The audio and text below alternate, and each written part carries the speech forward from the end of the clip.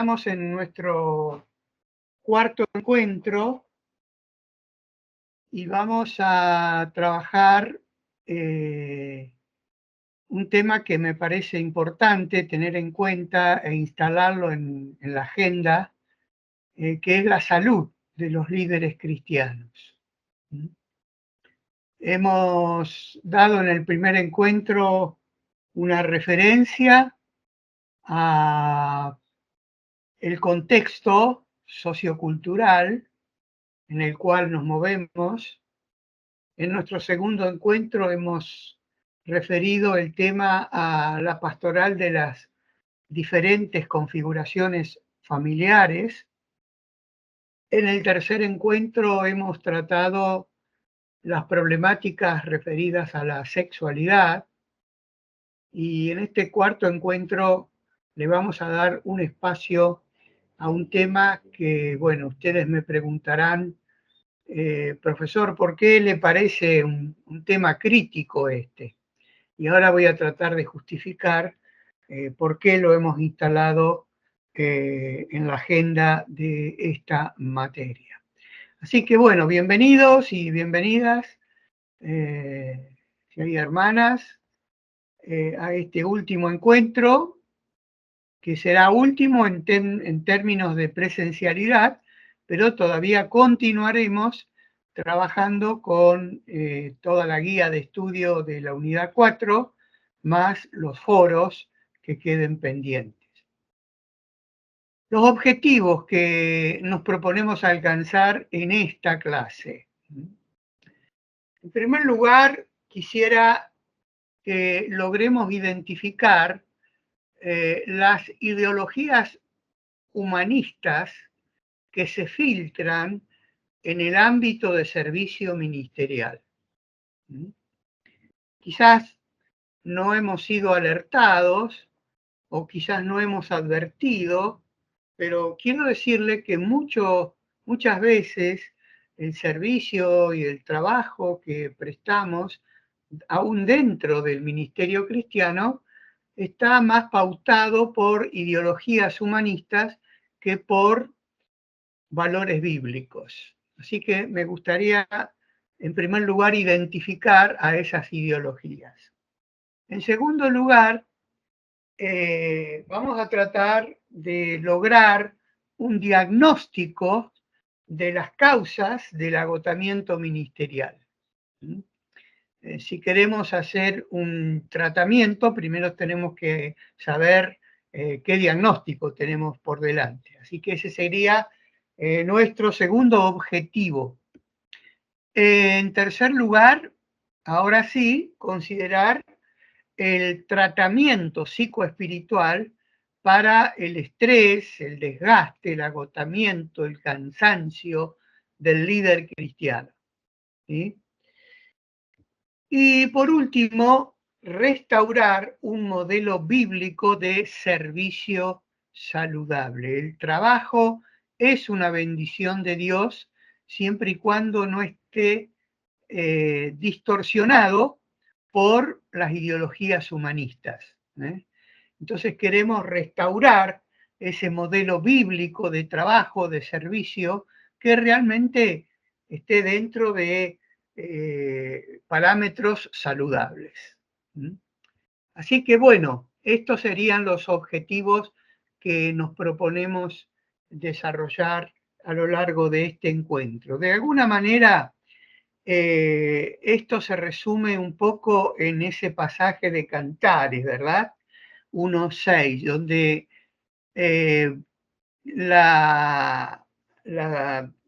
la morocha, la morena que escribe ese texto dice: me pusieron a guardar las viñas y mi viña, que era mía, no guardé. Me pusieron a cuidar viñas y bueno, nosotros los líderes, los pastores, los consejeros, los maestros, siempre estamos cuidando viñas. El tema es que estamos cuidando viñas ajenas y en ese intento descuidamos nuestra propia viña, es decir, nuestra propia salud, nuestro propio cuerpo, nuestra propia familia. Así que como objetivo general sería que no nos pase lo que refiere este refrán del Cantar de los Cantares, que estemos cuidando tantas viñas ajenas y que hayamos descuidado la nuestra propia. Bien, ¿por qué lo consideramos un tema crítico? Ustedes me preguntarán. Hay tantos problemas y tantas situaciones que ameritan atención y tratamiento. ¿Por qué el tema de la salud del líder cristiano resulta ser tan relevante y tan significativo para nosotros que nos estamos capacitando? Bueno, déjenme darle algunas razones. Estas razones surgen de datos que extraemos de esta organización que ustedes conocerán como Enfoque a la Familia. Miren, el 75% de los ministros pasa por una crisis en su ministerio. El 45% experimentó una sensación de derrota que los llevó a dejar temporalmente el ministerio.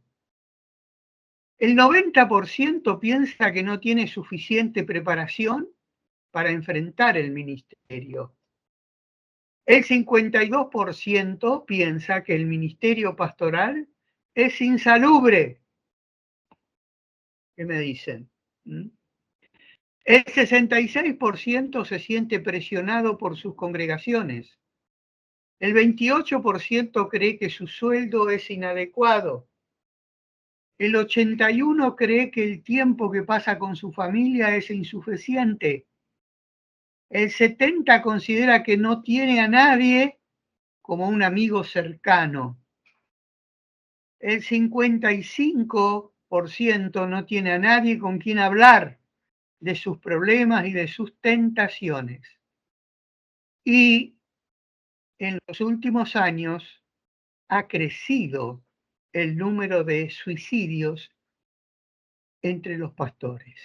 Cada vez son más significativos los datos respecto a este último informe. Bueno, díganme ustedes entonces si a la luz de este informe no tenemos suficiente fundamento como para ocuparnos del tema.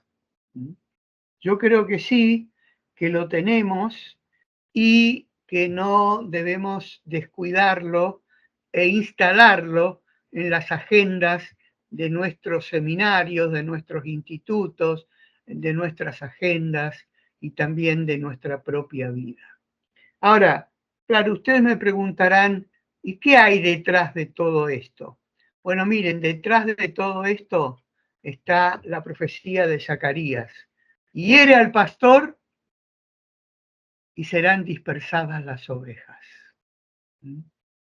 Bueno, si hay realmente una estrategia que viene del mundo de las tinieblas, es hacer foco en el deterioro del pastor, en la salud del pastor, en la integridad del pastor, porque sabe que golpeando ahí, golpea a toda una congregación, a toda una iglesia y a veces a toda una organización.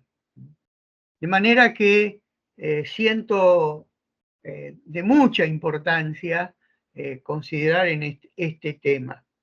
Quiero decirles que en la ficha de estudio número 4, ustedes van a poder desarrollar este tema referido a la salud de la familia del obrero cristiano. Con lo cual, el tema familia del obrero cristiano no va a estar incluida en esta clase, porque ustedes lo van a poder profundizar y analizar y desarrollar de una manera muy completa con el estudio de la ficha 4. ¿Sí? Ese estudio, esa ficha 4, complementa lo que vamos a ver en esta clase, que está referido más al líder cristiano, al pastor, al sobrevedor, al anciano, al capellán, etc. Bien, aquí estamos entonces.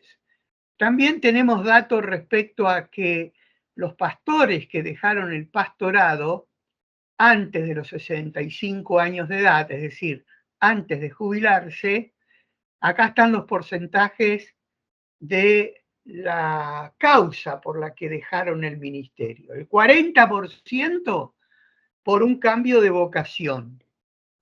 Estaban equivocados en cuanto a su llamado y en un momento dado sintieron que su vocación era otra y por eso dejaron el pastorado. El 25% lo dejó por conflictos con la iglesia. El 19% por un desgaste emocional, desgaste físico, desgaste espiritual. El 12% por finanzas personales y el otro 12% por problemas familiares. La fuente de esta información es de esta organización Lifeway, a la cual yo les sugiero que ustedes pueden consultar porque son de mucha confiabilidad los datos de esta organización. Bien, estamos entonces con esta información que vuelve a justificar por qué nos ocuparemos de este tema. Claro, esto no es nuevo, ¿verdad? Todos ustedes conocen el caso, acá yo menciono 3 por mencionar, pero acá la lista obviamente no es exhaustiva. ¿Qué decir de Moisés? Bueno, hay abundancia de pasajes donde se lo ve exhausto, agotado, al borde del colapso, al borde de renunciar. De hecho, renuncia unas cuantas veces y se quiere volver a su lugar. ¿Qué decir de Elías? Ahí escondido en la cueva donde no quiere que nadie le hable, no quiere comer, deprimido, asustado, con temores rodeándolo por todos lados. Un caso verdaderamente de un líder agotado. Y aún el bueno de Juan el Bautista, cuando está ahí, quién sabe en qué lugar de la cárcel, en una celda o en un pozo sombrío, como eran las cárceles de aquel tiempo. ¿Qué es esa pregunta que él envía a sus amigos a hacerle a Jesús? ¿Eres tú el Mesías o tenemos que esperar a otro? ¿Cómo puede ser, ustedes se preguntarán, que Juan el Bautista, aquel mismo que había dicho, ahí va el Cordero de Dios, aquel que lo había identificado como el enviado de Dios, ahora se está preguntando, ¿eres tú? Verdaderamente Juan el Bautista está atravesando una crisis de fe, una crisis ministerial que pone en juego su salud, ¿verdad? De manera que, bueno, si ustedes quieren después sigan agregando líderes en crisis, líderes agotados, varios ejemplos que podemos encontrar en la palabra de Dios. Quiero ampliar un poco el marco de quiénes son estos líderes, porque en realidad nosotros vamos a hacer foco en los pastores, o en los sobrevedores, en los ancianos, en los presbíteros. Pero la verdad es que hay otros que también entrarían dentro de esta categoría de personas que necesitan un cuidado y una atención particular. Generalmente están ligadas o están ligados estos cuidadores a profesionales de la salud, médicos, enfermeras, a profesionales de la educación. Miren, acá en la Argentina, el gremio que más solicita licencia por motivos de salud son los docentes. Me parece que hay un micrófono abierto ahí, si quieren silenciarlo. Bien, entonces, médicos, enfermeras, acompañantes terapéuticos, docentes, trabajadores sociales, socorristas, ¿sí? Aquí hay un amplio espectro de personas que están dentro de esta categoría de profesionales de la salud. Por supuesto, también estamos los cuidadores pastorales, pastores, misioneros, consejeros, capellanes, líderes de grupos, ancianos, presbíteros. Aquí es donde vamos a hacer foco nosotros en la clase de hoy.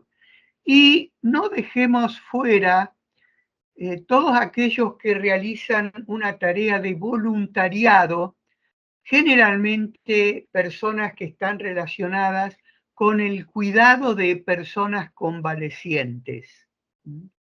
¿Quiénes atienden a enfermos? ¿Quiénes atienden a personas postradas?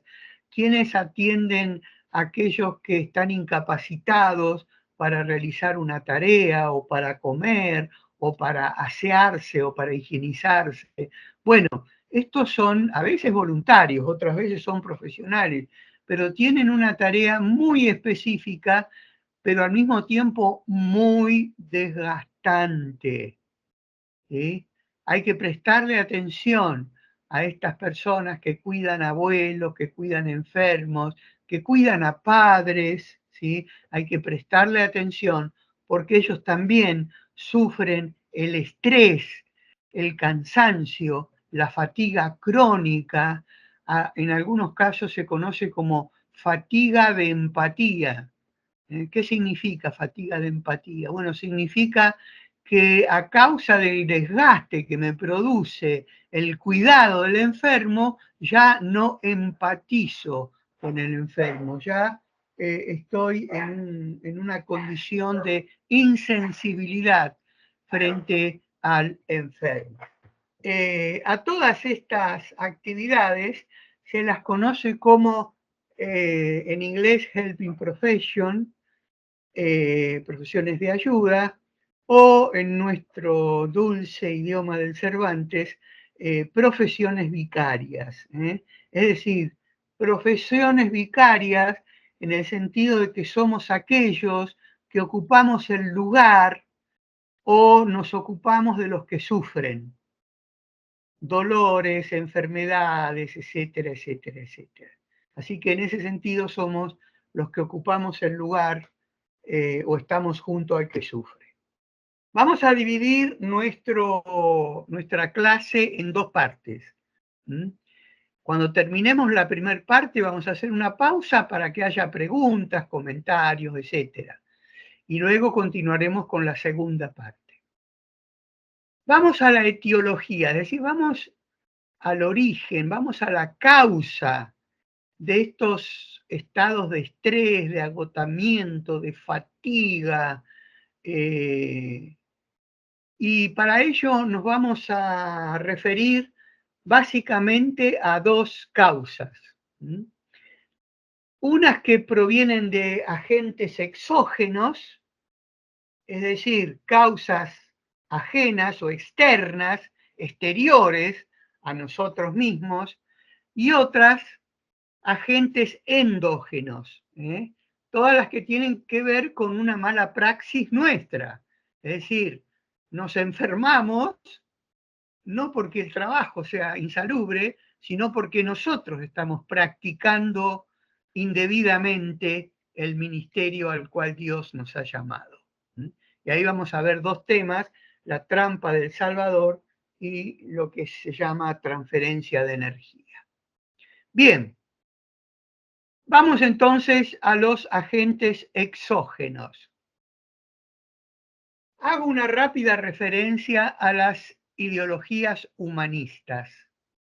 Ya el apóstol Pablo ahí en Romanos 12 dice, no sigan la corriente del mundo en que vivimos. Antes, transfórmense a partir de una renovación interior. Alerta, no sigan la corriente del mundo. Corrientes culturales, corrientes ideológicas, corrientes filosóficas. No sigan esas corrientes, ahora vamos a identificarlas. ¿Sí? Y en otra parte, Pablo dice, el Dios de este siglo cegó el entendimiento de los incrédulos para que no les resplandezca la luz del Evangelio. El Dios de este siglo. El Dios de este siglo, siglo I, siglo XXI. Siglo XXI también hay un Dios que ciega al entendimiento y algunas veces hasta llega a opacar la mirada de los mismos líderes cristianos.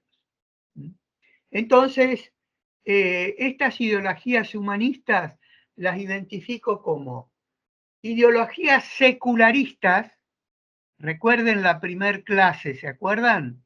Cuando hablamos del contexto donde desarrollamos nuestro ministerio, todo lo que tiene que ver con secular hace referencia a una realidad donde Dios está fuera de esa realidad, donde Dios no existe, donde Dios ha muerto, donde Dios ha sido expulsado de esa realidad.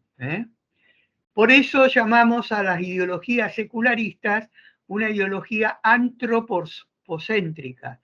Antro, hombre, persona, ser humano.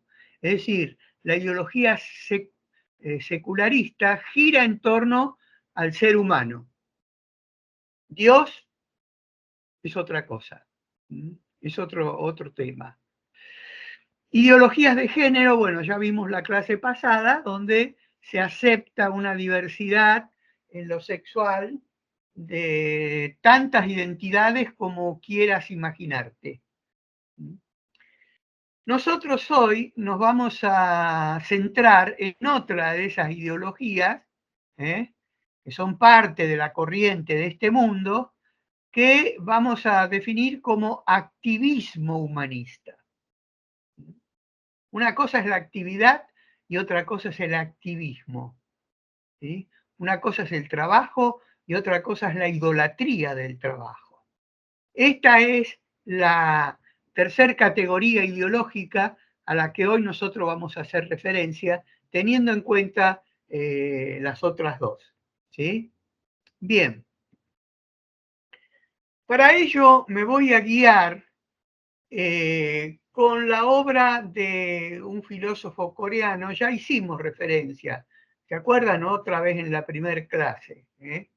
Byung-Chul Han, este coreano que trabaja en Berlín, es profesor de varias materias.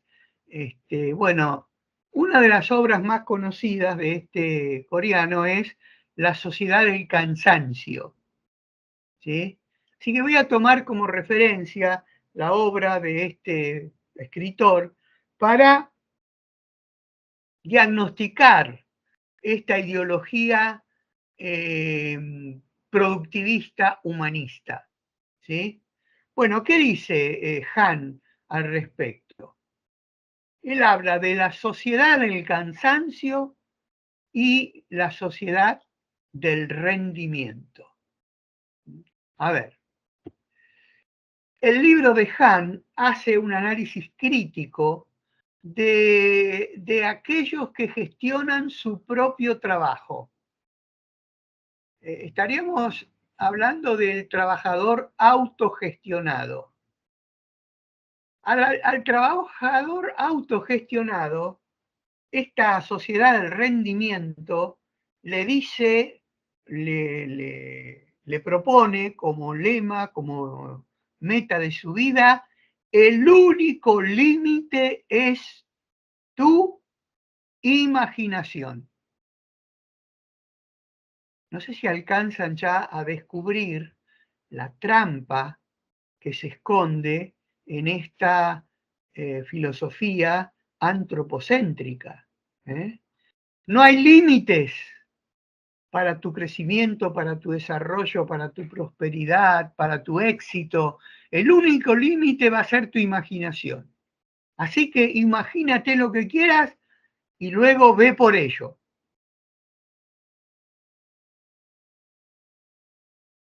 Durante los últimos años en el mundo laboral surge esta ideología del trabajo productivista, que se resume en un activismo laboral. Esta ideología nos hace creer que la capacidad laboral del ser humano es infinita. Van descubriendo la mentira, ¿no? Nos hace creer que el hombre es libre de poder hacer lo que quiera siempre que se lo proponga. Basta con que te lo propongas, alcánzalo. Nos hace creer que eres lo que produces y que cuanto más produce, más grande eres, más eres. Producción igual identidad.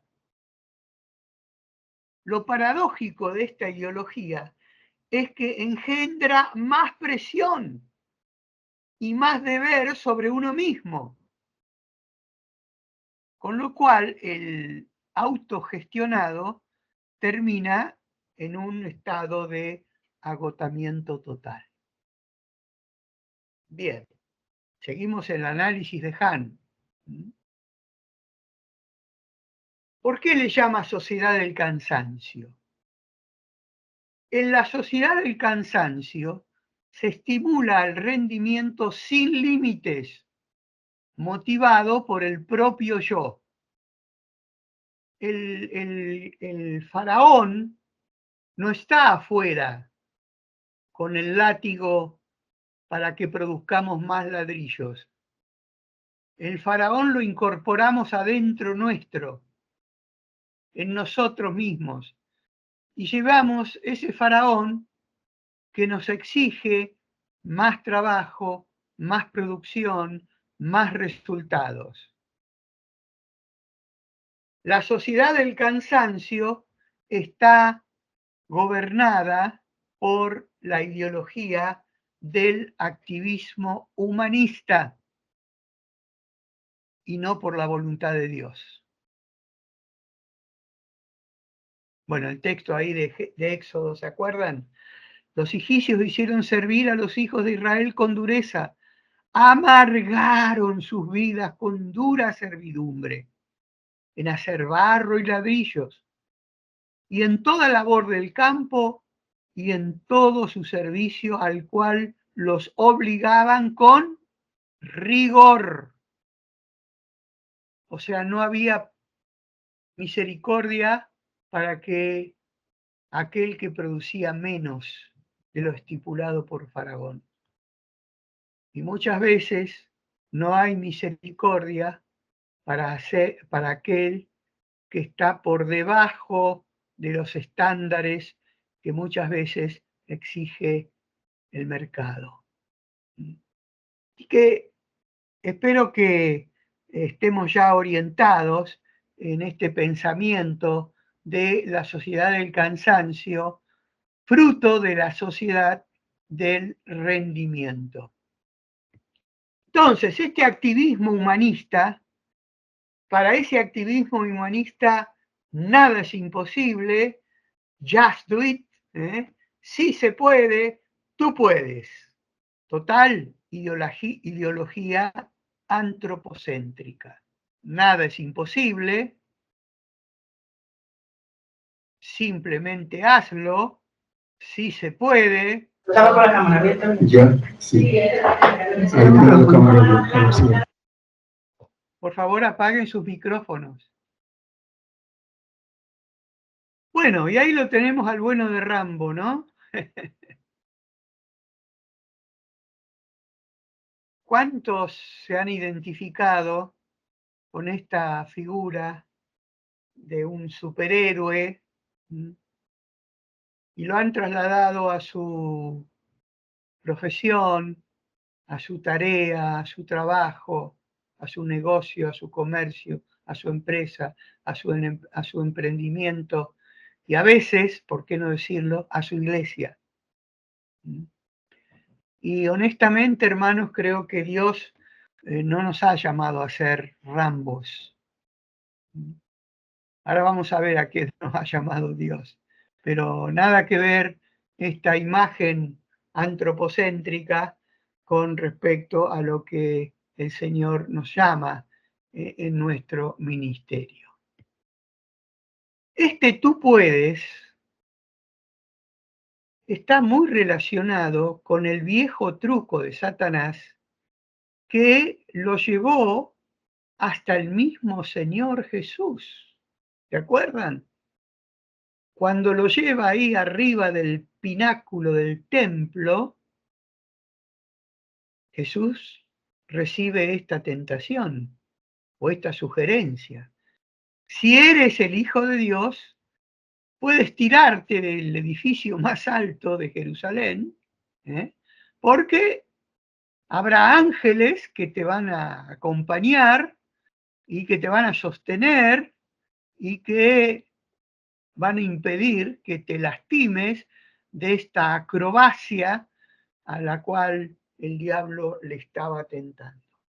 Bueno, hermanos, hermanas, muchas veces Dios nos lleva al pináculo de algún templo, especialmente los templos de la productividad, los templos laborales, y de ahí nos dicen, bueno, ahora que alcanzaste el éxito, ve por más, no te quedes acá, no te conformes, no cruces los brazos. ¿Sí? Esta tentación es una vieja trampa a lo que los líderes cristianos no deben ignorar. Ahora, si no puedes, piracetam. Usted sabe lo que es el piracetam, ¿no?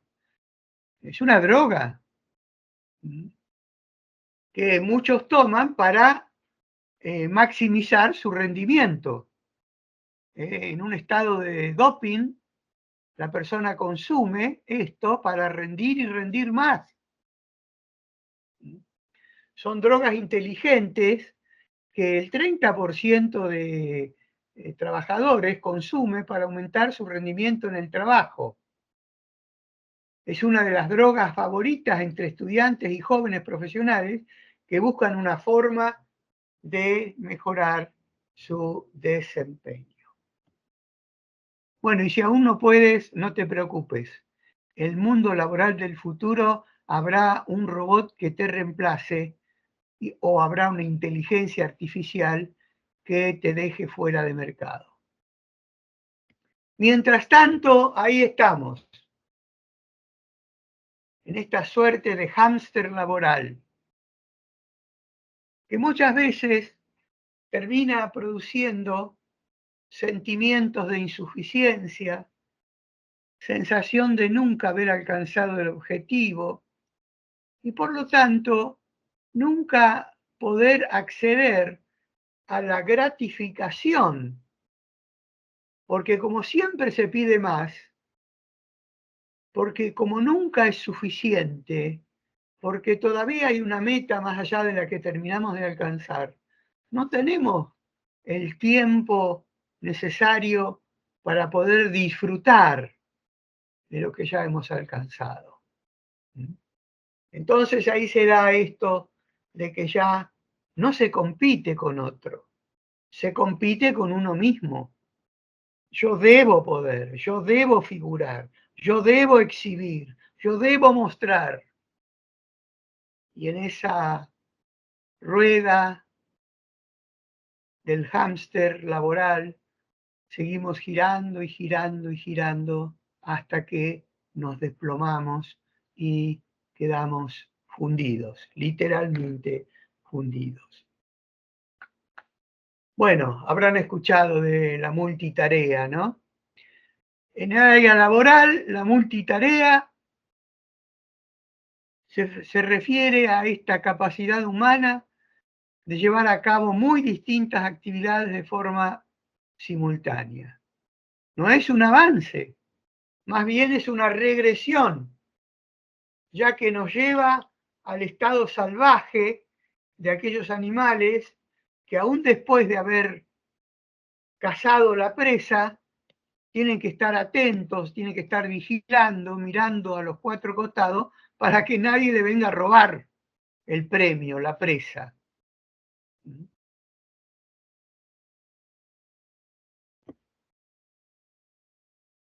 Y así es como alcanzamos lo que ustedes ya habrán escuchado como síndrome del burnout. Este ya es un cuadro clínico. Este ya es un cuadro que figura en la lista de los diagnósticos médicos. ¿Sí? Y se refiere exclusivamente al agotamiento causado por causas laborales. Hay muchos cuadros de agotamiento, muchos cuadros de estrés que pueden venir por otros motivos, ¿sí? Un desastre natural, un terremoto, una inundación, una debacle económica. Bueno, todo esto pueden traer distintos cuadros que generan estrés.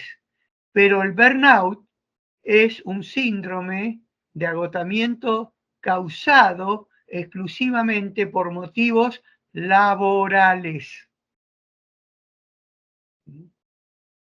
Se lo conoce también como el síndrome de la cabeza quemada, porque ya no puede volver a encenderse, o el síndrome del motor fundido, porque ya no puede volver a funcionar. ¿Sí? El burnout es un estado de agotamiento del yo. El yo sería como el núcleo de la personalidad. Bueno, ese núcleo queda como vacío, queda como desinflado, como un globo que se quedó sin aire, que se pinchó. El agotamiento es la enfermedad que se sufre por exceso de actividad. Como dijimos, no se permite gratificación y da más de lo que tiene para dar. Atención con esto, porque esta es un cuadro muy, muy típico de los pastores, ¿no? O de los cristianos en general. Dar más de lo que tenemos para dar. Bien, burnout.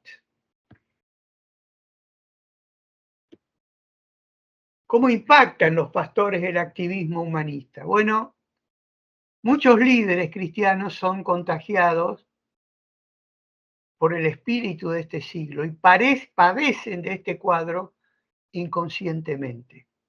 Atraídos por la sociedad de la producción, lo asocian al llamado ministerial. Creen que es parte del llamado de Dios.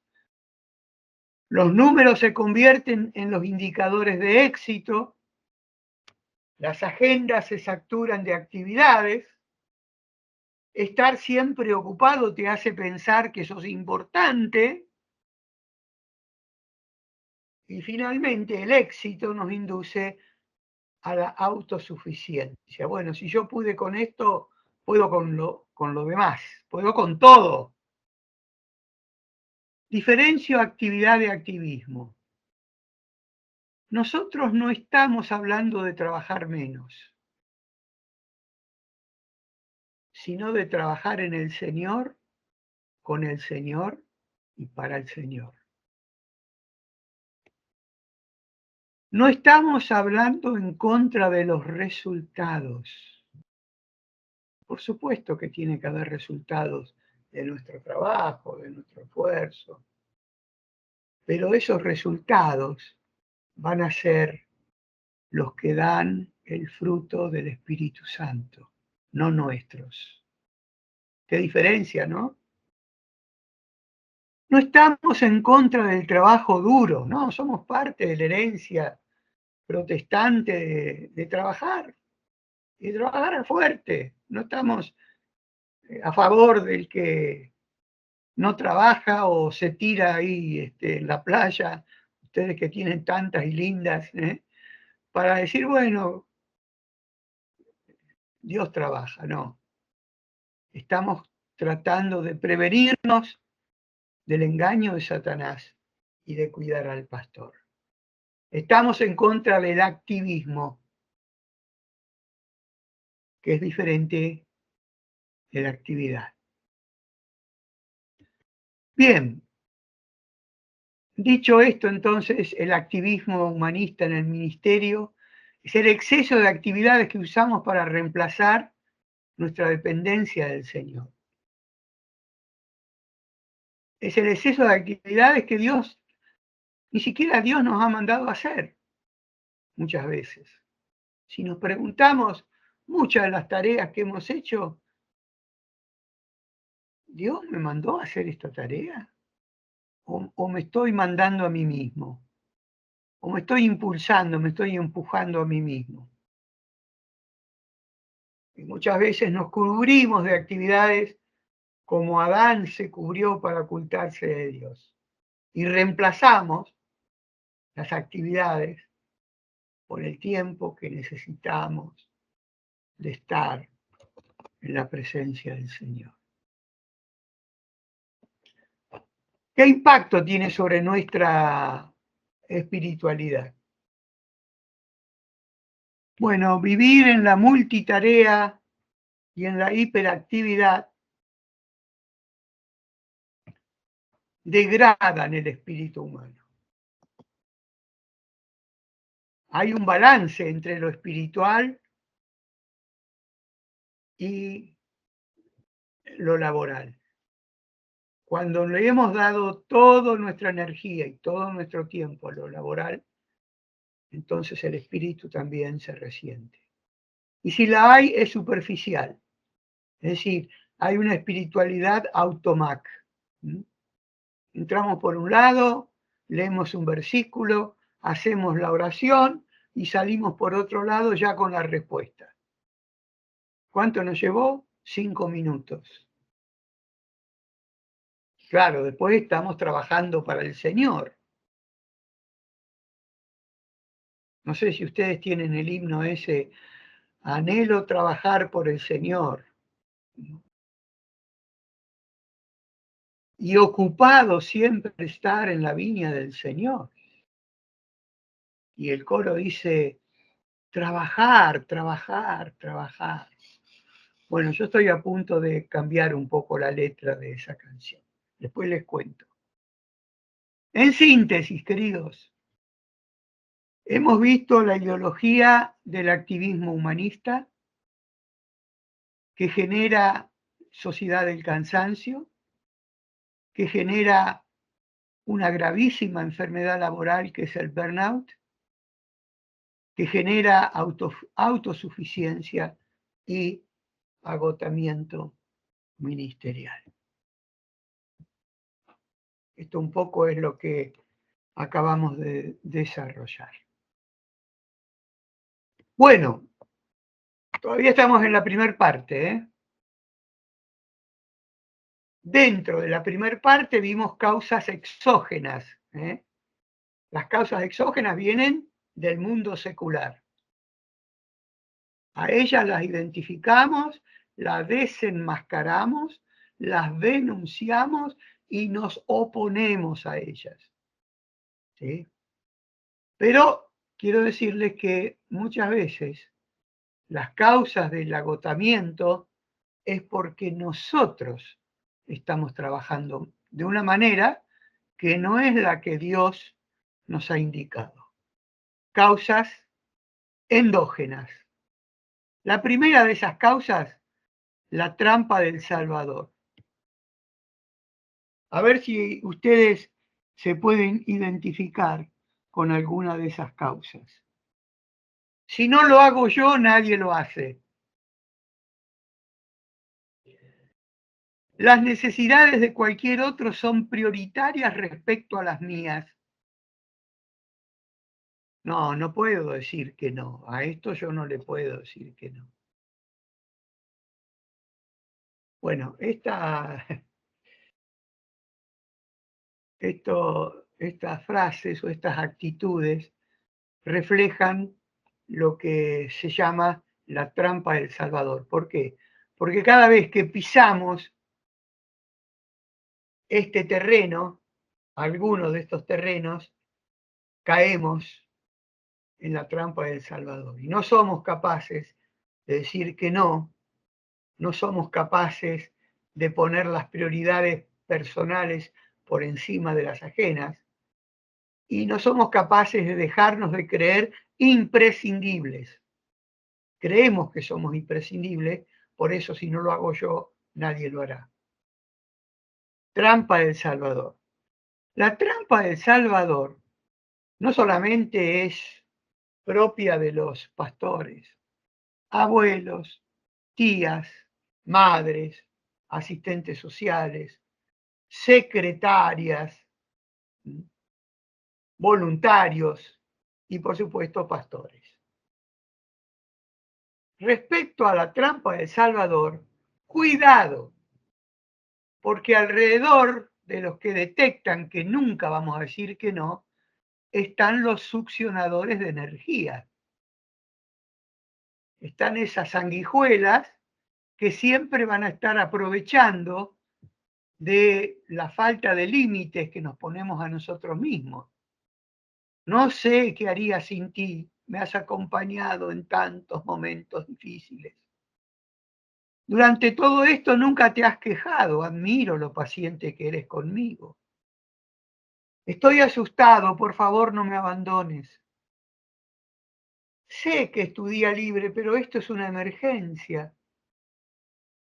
¿A quién más podría recurrir? Necesito verte enseguida. Esto no te va a llevar mucho tiempo, realmente cuento contigo. Bueno, escucharon esto, ¿verdad? Fruto de la trampa del Salvador. En realidad los culpables de esto somos nosotros mismos. Y por supuesto, hay otros que se aprovechan de esa incapacidad nuestra. Además de la trampa del Salvador, tenemos que tener en cuenta que todo trabajo, especialmente trabajo que se realiza con seres humanos, y de hecho nuestro trabajo es con personas, nosotros no trabajamos con computadoras, con libros contables, con telescopios que miran el cosmos.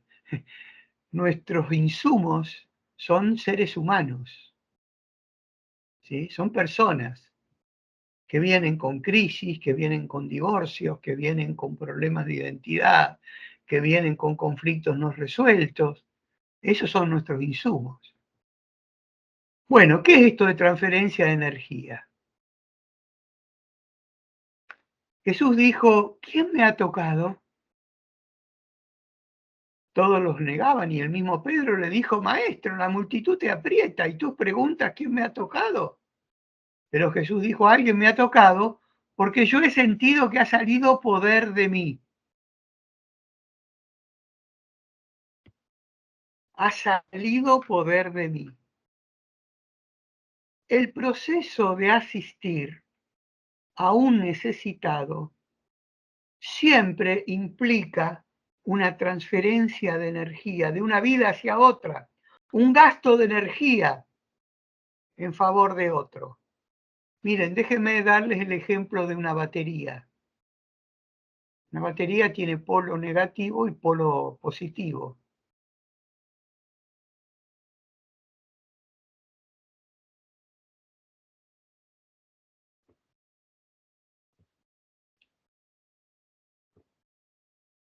Nuestra actividad se relaciona con personas que nos enriquecen, que nos nutren, que nos animan. ahí cargamos las pilas. Nuestra actividad también se relaciona con colegas que también nos suman, nos alientan, nos acompañan, nos ponen la mano en el hombro. Nuestra actividad también se relaciona con discípulos o líderes que tienen potencial, en los cuales nosotros invertimos tiempo, dedicación, pero al verlos crecer, al verlos desarrollar, al verlos transferir ellos mismos la energía que recibieron, también suman a la batería, al polo positivo. Ahora, a partir de aquí, ya es otra cosa, porque nuestra actividad se relaciona con personas necesitadas, carenciadas, materialmente, espiritualmente, emocionalmente, familiarmente, personas necesitadas. Y estas personas no nos vienen a dar, estas personas no nos vienen a traer. Nos traen, sí, pero nos traen problemas, nos traen sus conflictos. Estas personas ya succionan energía. Y encima, no solamente se termina ahí, sino que además nosotros tratamos con personas problemáticas, personas conflictivas. Y esas personas, con las que también tenemos que lidiar, se llevan gran parte de nuestra energía. A veces nos hacen perder el sueño y por supuesto nos hacen perder la salud. Ahí estamos, este es el cuadro completo. Personas con recursos, colegas, discípulos con potencial, personas necesitadas y personas problemáticas o conflictivas. Ahora, lo interesante de esto es que la mayor parte del tiempo nosotros la pasamos dentro del área de personas necesitadas y personas problemáticas. Porque a nosotros no nos viene a consultar el que tiene su problema resuelto o el que no tiene problemas.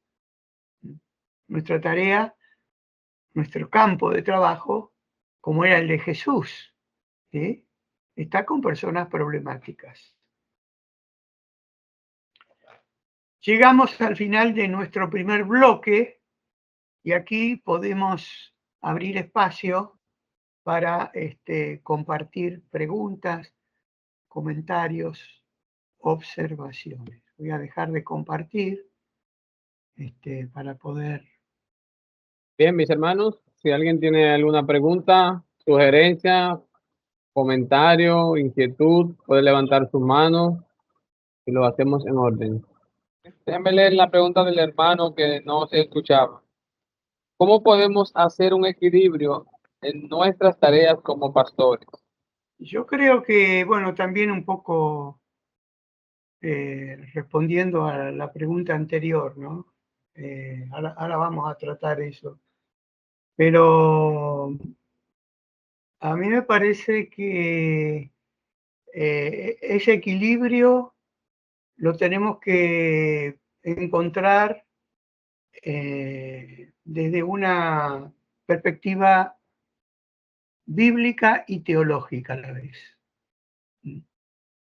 Porque el desequilibrio está originado por todas estas ideologías que yo les mencionaba anteriormente, ¿no? Ahora, cuando nosotros volvemos a la palabra y volvemos al fundamento teológico, encontramos otros criterios de servicio y de trabajo, ¿sí? Ahora vamos a desarrollar un poco ese tema.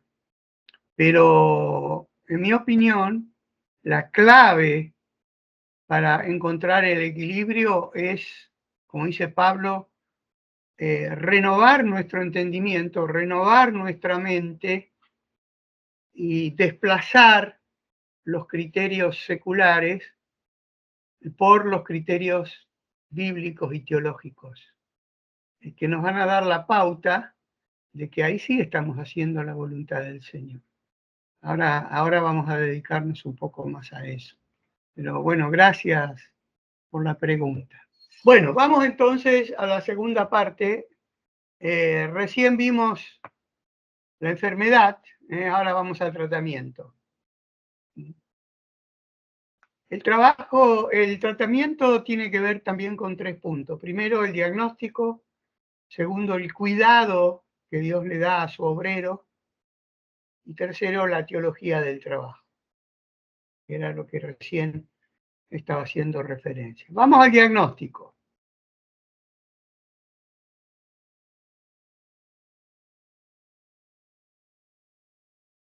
Dios ha puesto como señales, como alarmas a nuestro alrededor, que cuando entran a llamarnos la atención, debemos prestarle atención. La primera de esas señales son las más fáciles de identificar, porque se dan en nuestro cuerpo. Nuestro cuerpo es parte integral del ser humano. Claro, no le prestamos atención, pero el cuerpo a veces es el primero en avisarnos que algo no estamos haciendo bien, que hay un desequilibrio entre la vida activa y la vida de descanso. Entonces, presta atención a las alarmas de tu cuerpo. Si tu cuerpo es un manojo de contracturas, de enfermedades de la piel, de úlceras gastrointestinales o de hipolipidemia, que tiene que ver con la libido totalmente disminuida al punto de no querer o no poder tener relaciones sexuales. Si tu cuerpo entonces te da dando estas señales, es porque está en un estado de agotamiento al cual le debes prestar atención. En alguna parte del cuerpo está hablando, está pidiendo socorro, y debes prestarle atención a través de un control médico para ver dónde está el origen de esa situación que te está mostrando tu cuerpo, tu físico. En segundo lugar, podés prestarle atención o debes prestarle atención a las alarmas emocionales. Si te das cuenta que en lo que estás haciendo has perdido el gozo, has perdido el sentido de gratitud, has perdido la paz, entonces, mala señal, algo debes revisar. Miren, algo así creo que le estaba pasando al apóstol Pablo cuando al escribir una de sus cartas no hay una sola nota de alegría, de gozo, de gratitud, de paz. ¿Se acuerdan cuál era esa carta? Será Gálatas. Bien, hermano, bien, perfecto. Miren, aún la carta a los Corintios, que es una carta, un catálogo de problemas, a cada capítulo que avanzamos trata un problema distinto. Aún esa carta empieza diciendo, doy gracias a Dios cada vez que me acuerdo de ustedes y los bendigo, porque la fe de ustedes, bla, bla, bla. Decía, Pablo todavía está conectado con sus emociones saludables. Pero sí, efectivamente, cuando vamos a la carta de los Gálatas, nos encontramos con una vida emocional resquebrajada, agria, enojada, aún con términos bastante duros para con sus hermanos en la fe, ¿no? Bueno, si algo así nos está pasando en nuestro ministerio y nos damos cuenta que pasan los días y a veces pasan los meses y no estamos disfrutando de lo que estamos haciendo, esa es una alarma que se está encendiendo. Y por supuesto, las otras alarmas están en la familia, que son quienes mejor nos conocen, que son aquellos que conviven con nosotros y que se van a dar cuenta que estamos en un estado de estrés, que cualquier situación es disparadora de una mala respuesta, de una mala contestación, de una palabra fuera de lugar. Generalmente la primera en darse cuenta va a ser tu esposa. Y si tu esposa te avisa o te señala algo, préstale atención, porque es probable que sea una de esas alarmas que Dios te está prendiendo para que cambies algo de tu ministerio. Así que bueno, estas tres categorías, tu cuerpo, tus emociones y tu familia, serían lugares donde debemos prestarle atención para ver si algo está ocurriendo en contra de lo que se nos puede volver.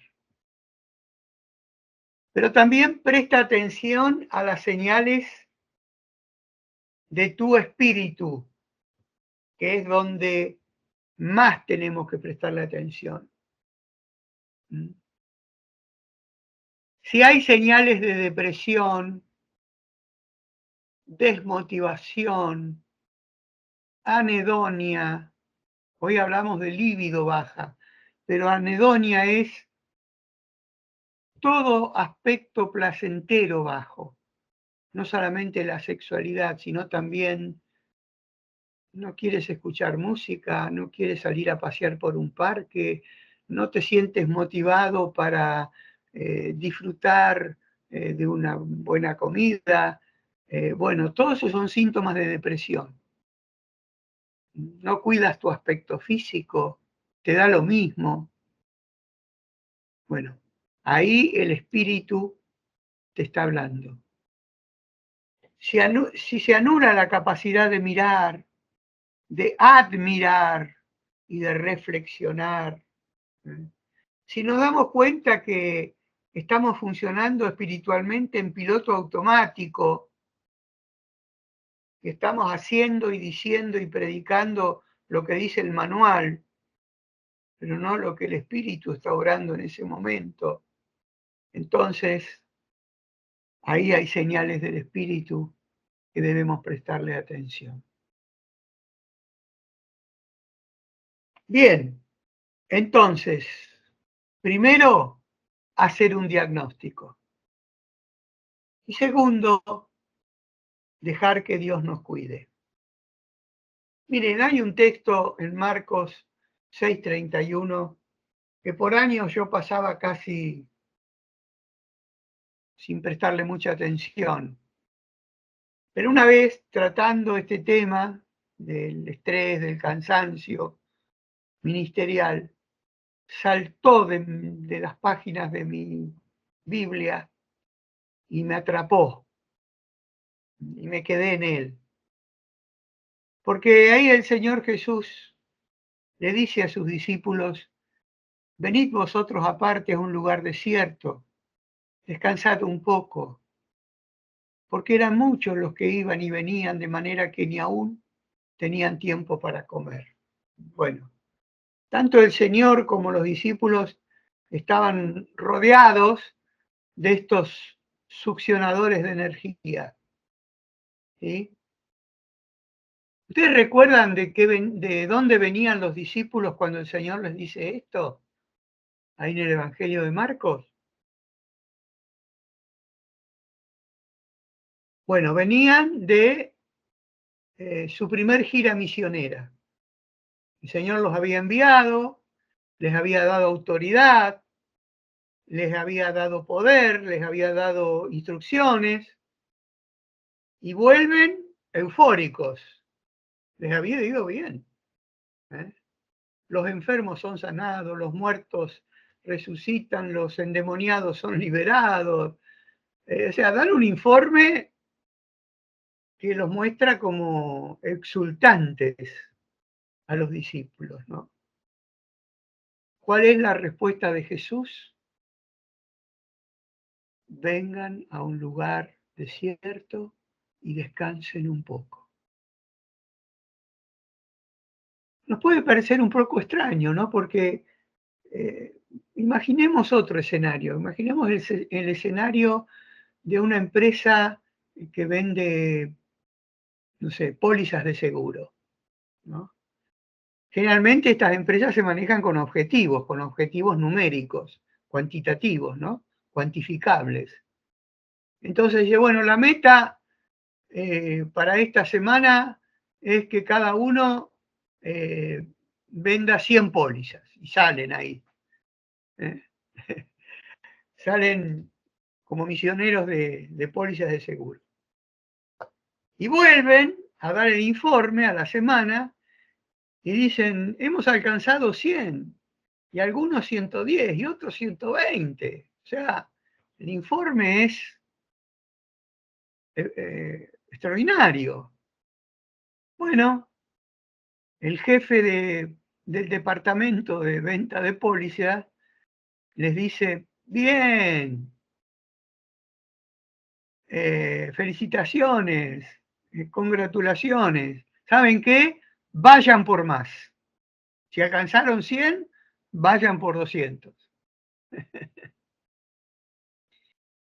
Normalmente así opera el mundo secular. O sea, nunca va a tener esta mirada de busquemos un lugar desierto. Muchachos, el informe después hablamos de los resultados, del éxito, de cómo fue. Ahora necesitas un tiempo de intimidad conmigo, de relajarte, de disfrutar, a lo mejor una buena pesca, un buen asadito ahí en la playa. Vamos a descansar un poco. Hermanos, ¿saben qué? Cuando nos enfermamos a causa del ministerio, no es porque el ministerio sea insalubre, no es porque el Señor está con un látigo detrás nuestro, como estaba Faraón, para producir más y más y más. No. Si nos enfermamos es por nuestra propia mala praxis, porque nuestro Dios, nuestro Señor, es un jefe, es un patrón muy gentil, muy cuidadoso, muy amoroso. ¿Y saben qué? Quiere cuidarnos. Ahora tenemos que dejar que Él nos cuide, porque muchas veces, en vez de irnos a un lugar desierto, en vez de irnos a disfrutar de su presencia, o de un retiro, o de un descanso, nos volvemos a los endemoniados, a los succionadores de energía. Hay una carta, bueno, varias, pero en la carta a los filipenses hay un círculo virtuoso de cuidado. Miren, el apóstol Pablo dice, a Epafrodito enviaron para atenderme. Ahí ya hay dos acciones de cuidado hacia Pablo de parte del Señor. La iglesia de Filipense y el mismo Epafrodito, que es el agente de cuidado a Pablo. Ahora yo se los envío a ustedes para que ustedes se alegren. Ahora es Pablo el que quiere cuidar a los filipenses a través del bueno de Epafrodito.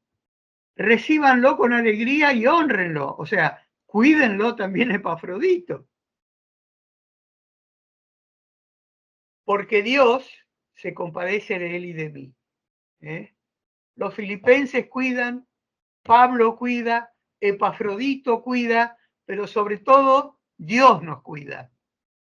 De él, de mí y de ustedes. Un círculo virtuoso de cuidado. ¿Quiénes cuidan al cuidador? Bueno, en la Biblia hay muchas expresiones, ¿no? Cuídate a ti mismo, cuidarnos entre nosotros.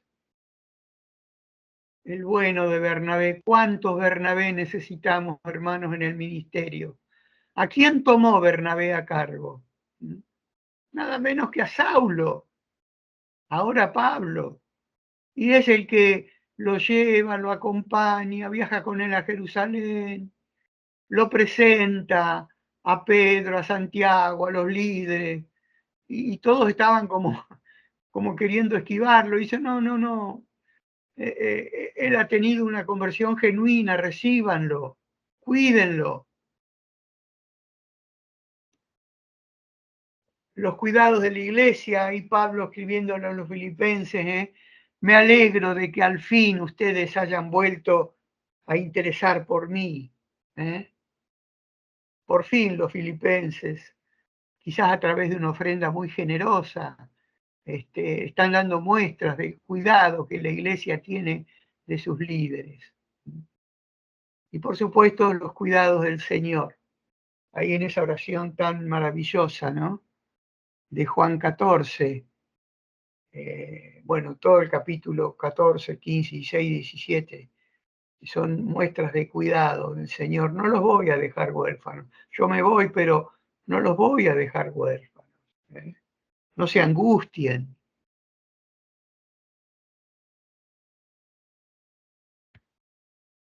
El cuidado de Dios se realiza a través de distintos círculos de cuidados. Nos cuida el Señor. Un poco más arriba nos tenemos que cuidar a nosotros mismos. Tenemos que tener pares que cuiden de nosotros.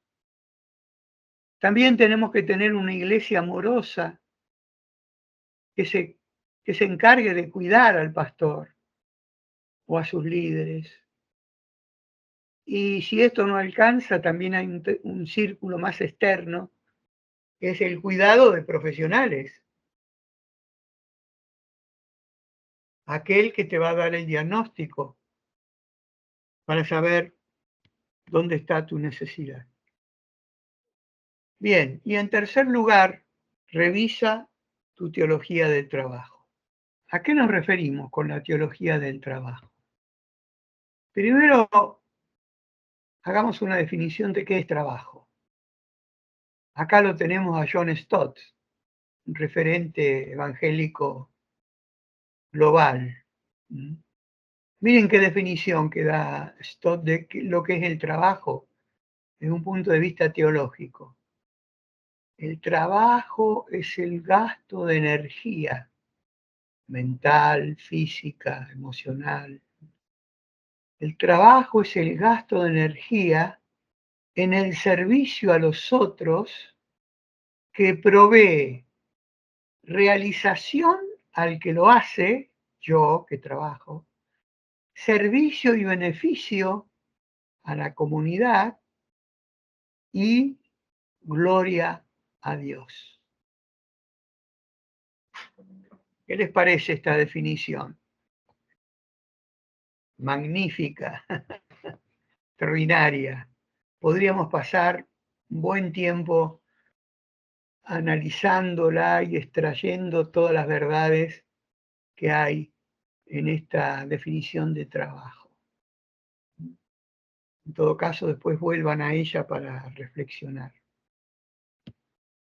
Nosotros que somos hijos de la Reforma o herederos de la Reforma, le hemos dado un giro diferente a lo que traía la tradición católica. Porque a partir de Lutero, todo trabajo es santo y sagrado, ya no solamente los sacerdotes, los curas, los frailes. No, no, no.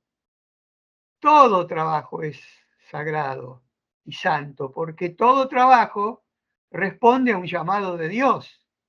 El príncipe, el doméstico, el ministro, el zapatero.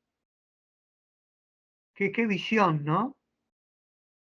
Tan distinta.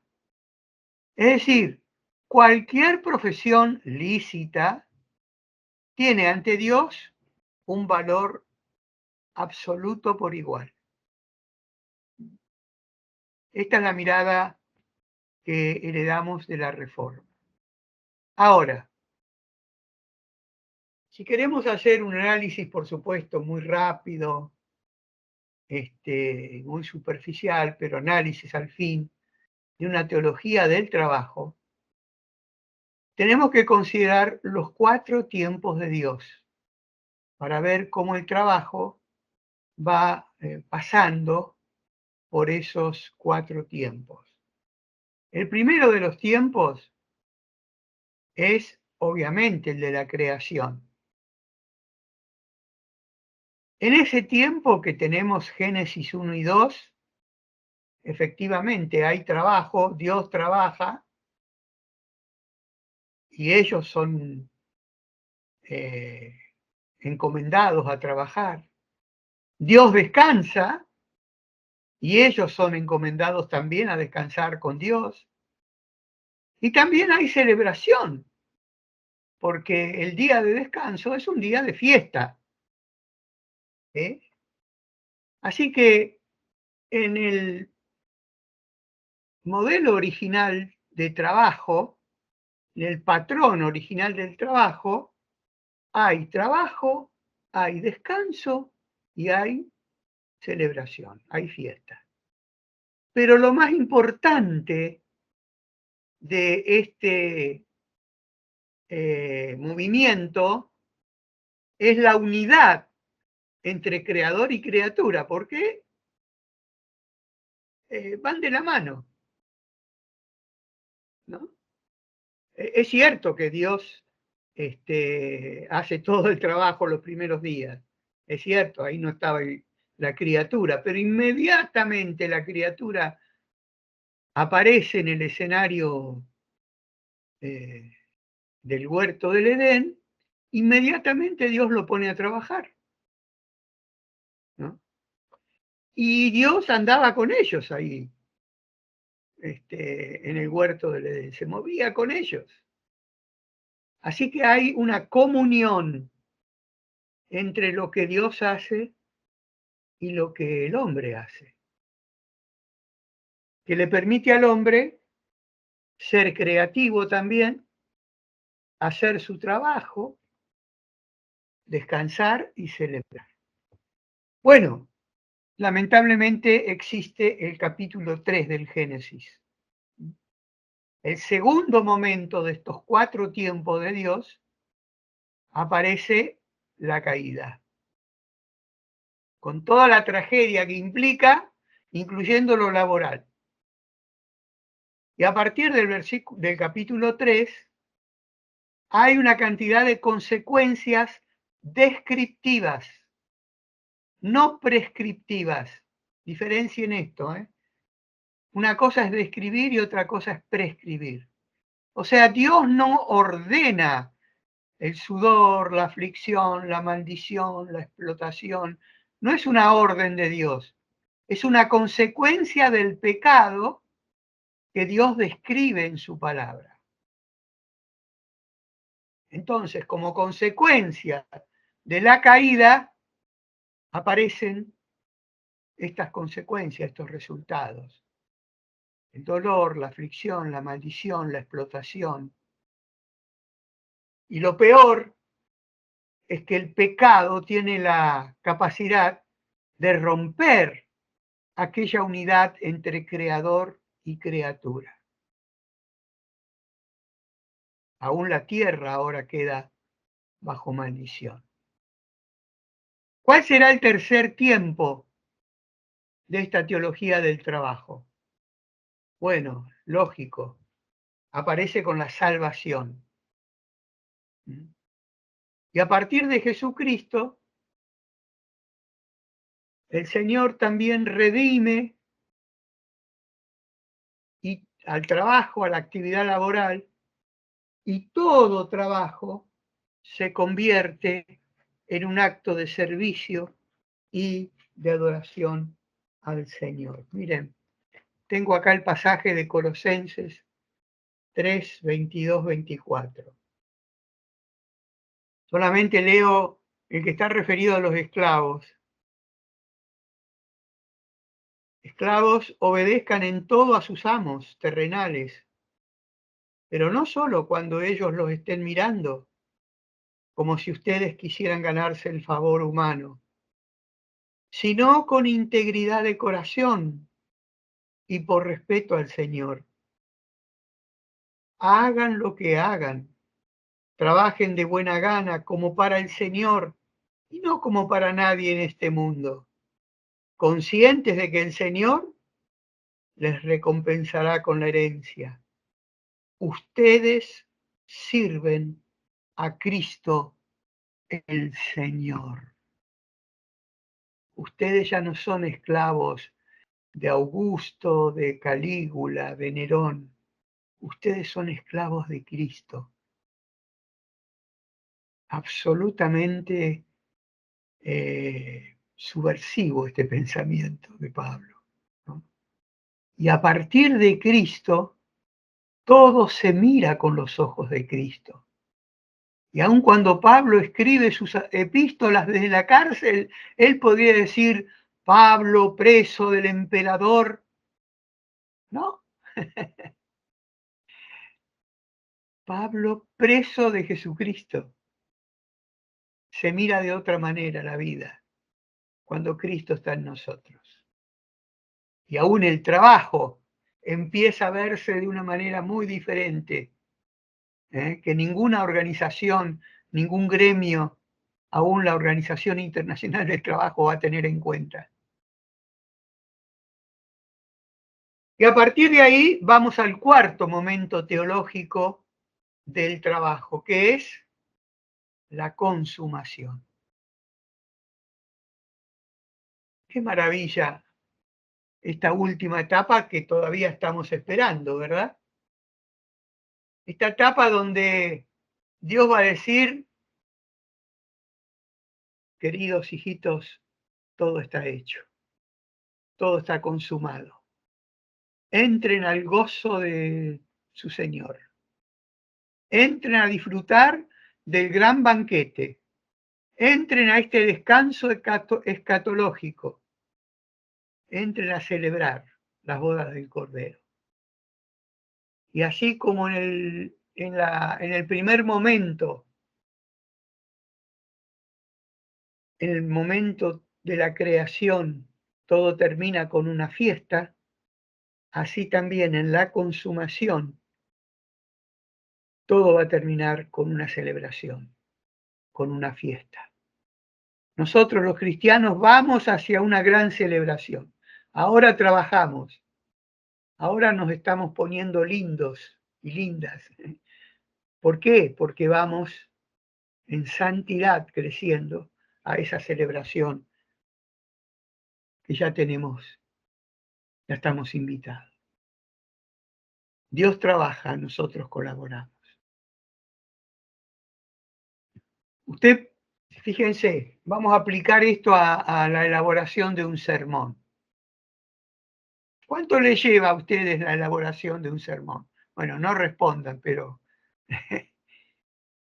preparar un sermón que va a ser predicado el próximo domingo, yo me he tomado el tiempo muchas veces, y me lleva como mínimo unas 16 horas y como máximo unas 20 horas.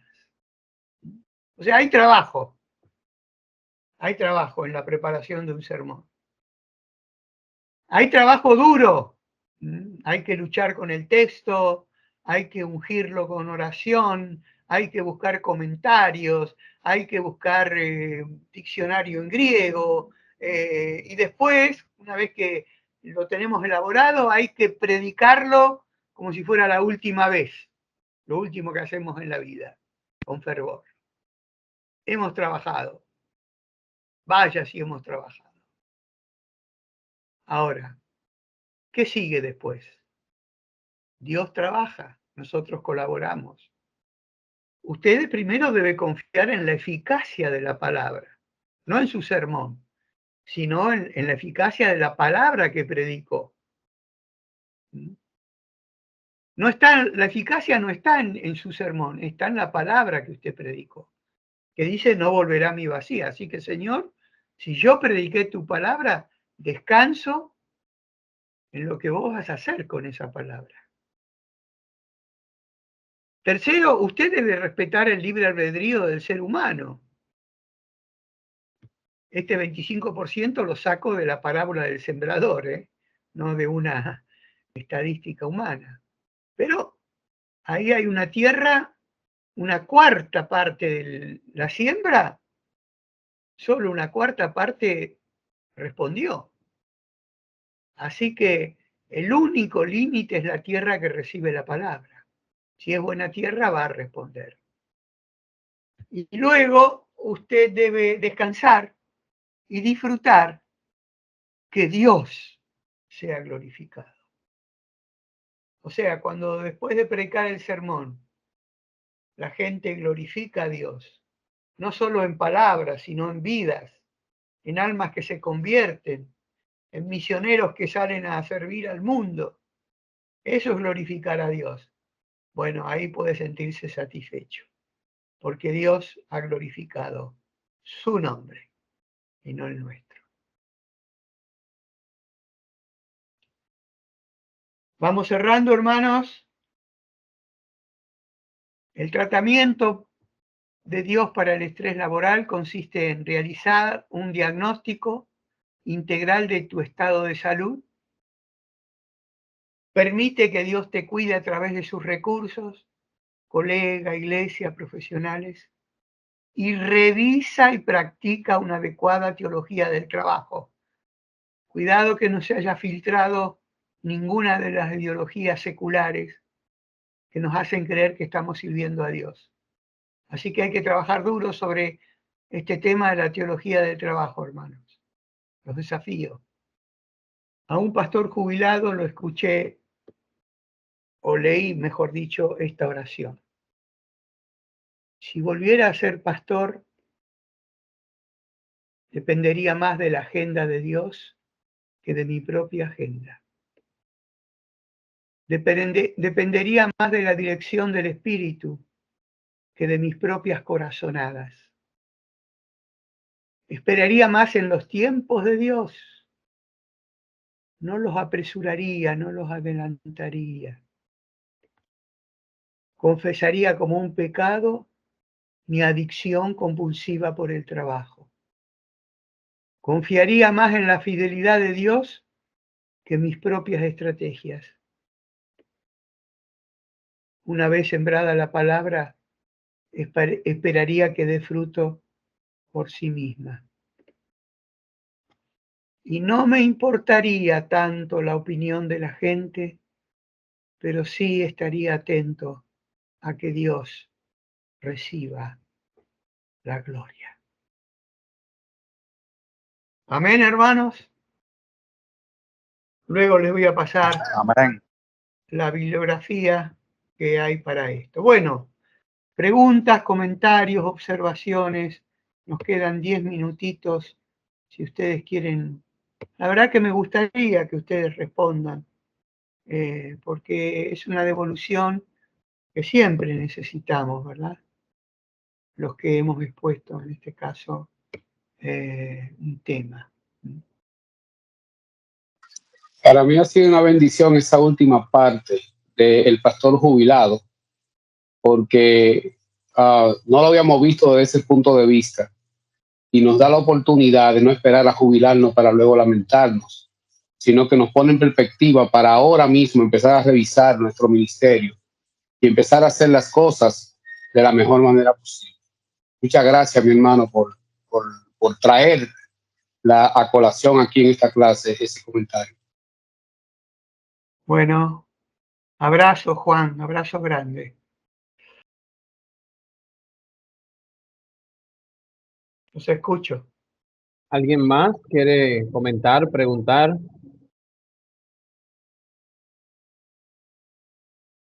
Hermano, me surge una inquietud.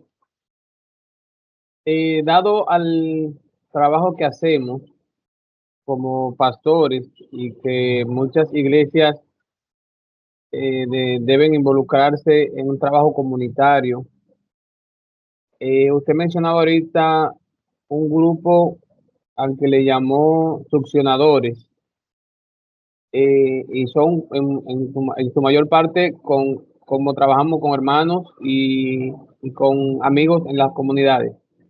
El término pareciera ser un poco despectivo en el contexto en que se menciona, o la frase, digamos, término, pero eh, estamos llamados a trabajar con este tipo de personas. ¿Cómo cuidarnos de no caer en el otro extremo, tratando de zafarnos quizá de ese grupo de succionadores, si podríamos decir?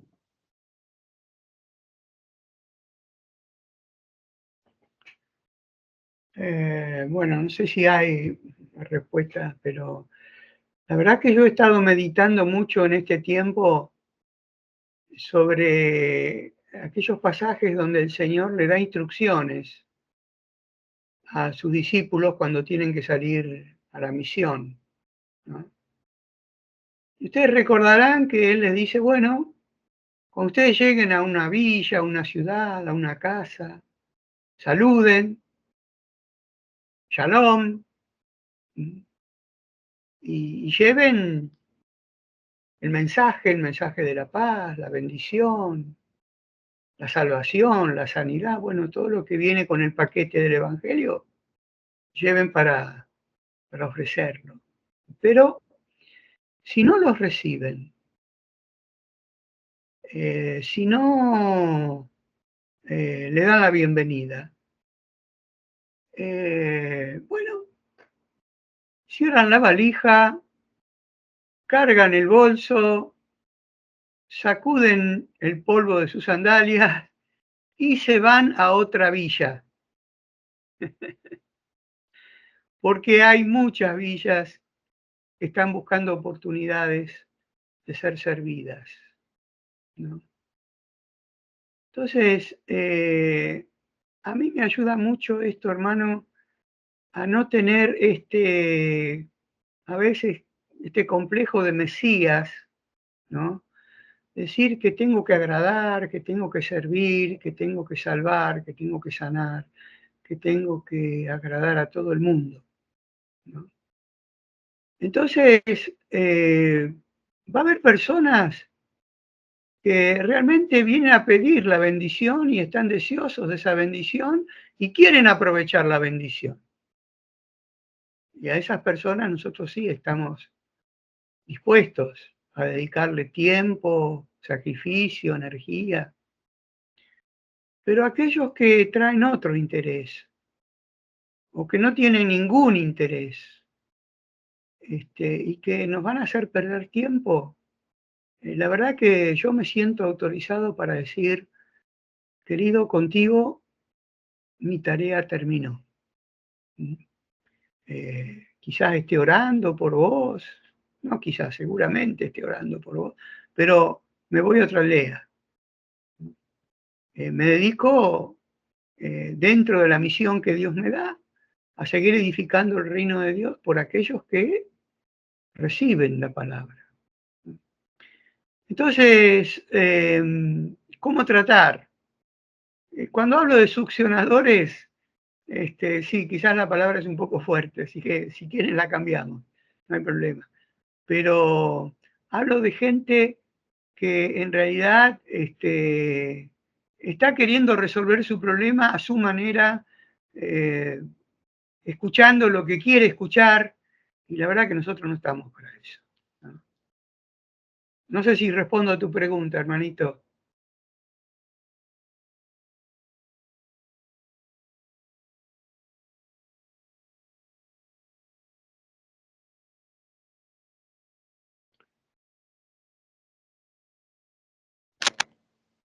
Sí, buenas.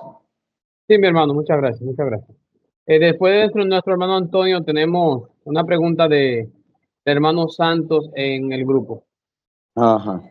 Sí, yo solamente quiero escuchar al hermano Jorge y damos gracias por su posición de este día, igual que las anteriores. Pero en nuestro país, República Dominicana, se da mucho el caso de que los pastores son médicos, son policías, son todo tipo de servicio, y aún los hermanos piensan que los pastores tenemos todas las informaciones de los miembros de la iglesia, porque hay ocasiones que hay hermanos que están enfermos y los hermanos, en vez de llamar directamente al que está enfermo, llaman al pastor. ¿Qué usted sabe de la situación del hermano tal o de la hermana tal? Porque piensan que nosotros tenemos todas las informaciones de los hermanos, y yo quería escuchar su parecer con relación a eso, porque a la verdad que creo que los hermanos se han ido más lejos de pensar cuál es la función del pastor, porque piensan como que nosotros tenemos que estar a cargo de todos. Y quisiera oír su opinión con relación a eso. Gracias, Antonio. Bueno, este es un problema que tiene raíces históricas bastante lejanas, ¿no? Si se quiere, hasta podríamos llevarlas hasta un modelo clericalista, ¿no? El cura del pueblo que atiende todas las... La verdad que ese es un problema que tiene que ver con la educación que le hemos dado a la Iglesia. En un sentido somos responsables por años o por siglos de una educación así pastocéntrica, ¿no? Así que ahí tenemos un problema bastante serio, bastante grave, porque modificar una cultura pastor dependiente lleva su tiempo. No quiero decir que no se pueda, pero bueno, tenemos que empezar por educar a las futuras generaciones en este sentido, de no hacer del pastor la figura de bombero para todas las necesidades que puedan emerger en una comunidad, ¿no? Entonces, primero es un problema casi cultural y estructural de nuestras iglesias, que viene de antigua data, y nos va a llevar tiempo, pero está bueno que empecemos a educar. A educar en el sentido de que, especialmente en los pastores biocupacionales, ¿no? Donde tienen un servicio, en algunos casos, obedeciendo a una doble vocación. No solamente son biocupacionales, sino que son bivocacionales, ¿no? Y está bien, es respetable. Ahora, hay pastores que, bueno, más por necesidad que por vocación, tienen que trabajar de otra cosa. Bueno, en su momento Pablo lo hizo y se dedicó a la fábrica de carpas, ¿no? Y él podía decir, bueno, sé cuándo estar satisfecho y sé cuándo estar saciado, aunque esté haciendo carpas. De manera que yo diría, hermanos, que debemos ir hacia un modelo menos pastocéntrico de nuestras congregaciones, no porque el pastor pierda autoridad, ni porque el pastor pierda su rol, sino porque hay equipos de trabajo dentro de la iglesia que pueden encargarse perfectamente, si están bien organizados, bien capacitados y llamados a esa tarea, de funciones pastorales, ¿no? Por ejemplo, bueno, un departamento de visita a personas con necesidades, ¿sí? Donde el pastor deriva esta función y están muy bien realizadas.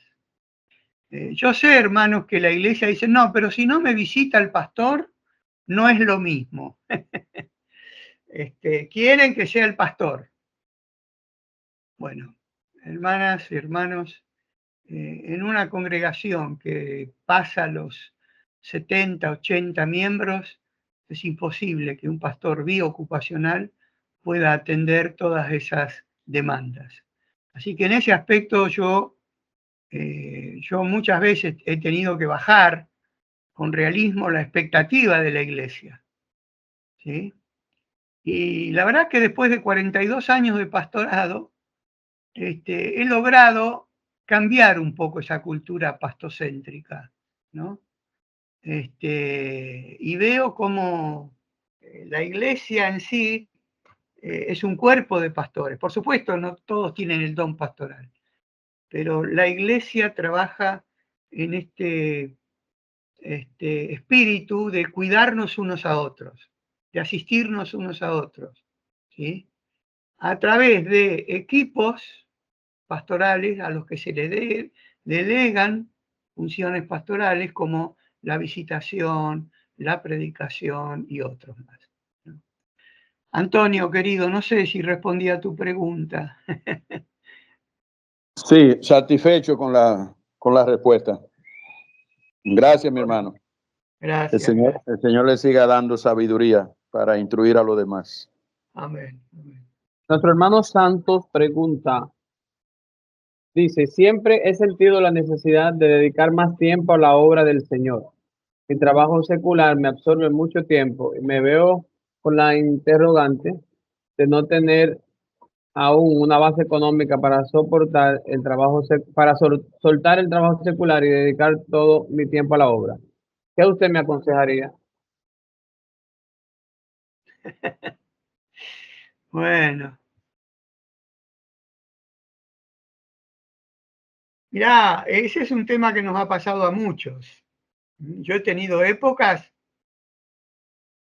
en las que la mayor parte de mi tiempo la tuve que dedicar a mi profesión, aunque no era mi llamado principal. Mi llamado principal a los 15 años siempre fue el pastorado. Pero por circunstancias económicas tuve que ir a hacer carpas, aunque no fueron precisamente carpas, ¿no? Pero tuve que dedicarme a otra cosa. Y en ese tiempo realmente sí, sentí lo mismo que sentís vos, hermano. Me dolía el tiempo que no podía estar atendiendo las necesidades de la iglesia, de los hermanos. Era como que mi mente estaba dividida, mi tiempo estaba dividido, pasaba 8, 10, 12 horas en un trabajo secular. La verdad es que mi camino fue un camino de oración. Decirle, Señor, vos sabés que yo quiero servirte y quiero que me abras las puertas para dedicarte todo mi tiempo. Pero bueno, en esta escuela de dar mi tiempo a otra actividad, también he aprendido y luego pude aconsejar y consolar a hermanos porque yo había pasado por eso. No sabía lo que era la competencia dentro de una empresa. Yo había vivido eso. A mí me sirvió para después poder servir al Señor. Hermanito, yo diría que ores, Dios conoce tu corazón, sabe que vos querés servirle de todo corazón, dedicarle todo su tiempo, y a su momento, en los tiempos de Dios, estoy seguro que Él te va a ir abriendo puertas. Ojalá que puedas jubilarte lo más pronto posible. Esa es una chance que muchas veces algunos esperan, ¿verdad? Y si no, antes, ¿no? Eso tiene mucho que ver ya con la realidad económica de tu país, de tu familia, etcétera, etcétera, ¿no? Pero mi consejo es el que yo viví, oración delante del Señor, pidiendo la oportunidad de poder servirle full time. Y bueno, Él después me concedió eso, ¿no? Bien, hermanitos. Nicolás tiene una pregunta. Vamos a permitir esta última para ir cerrando. Adelante, Muy bien. hermano Nicolás. Ahorita, cuando estábamos hablando, cuando usted estaba dando el ejemplo de los pastores y hablaba sobre el ejemplo de una batería, que nosotros, y usted ponía que había personas que son positivos, que pueden desarrollarse y que pueden ayudar con recursos, con el trabajo, pero también que había personas que son problemáticas. Sobre la problemática, y que yo digo, ¿qué recursos debemos nosotros utilizar o no recursos? ¿Cuál sería nuestra actitud sobre esas personas que son problemáticas para ayudarlo a que tengan una actitud positiva? Esa es mi pregunta. Sí, ahora escuché, ahora alcancé a entender. Bueno, este último sector de personas problemáticas y conflictivas siempre van a estar en el radar del amor y del afecto pastoral. Nosotros no podemos ser jueces de nadie y a veces estas personas expresan en su conflicto problemas personales no resueltos, conflictos personales no resueltos, a veces alguna enfermedad emocional no resuelta. Y de ese aspecto nosotros tenemos que ser pacientes. Lo único que debemos cuidarnos a nosotros mismos y ponerle límites a esas personas, ¿sí? Porque si no le ponemos límites nos terminan atrapando.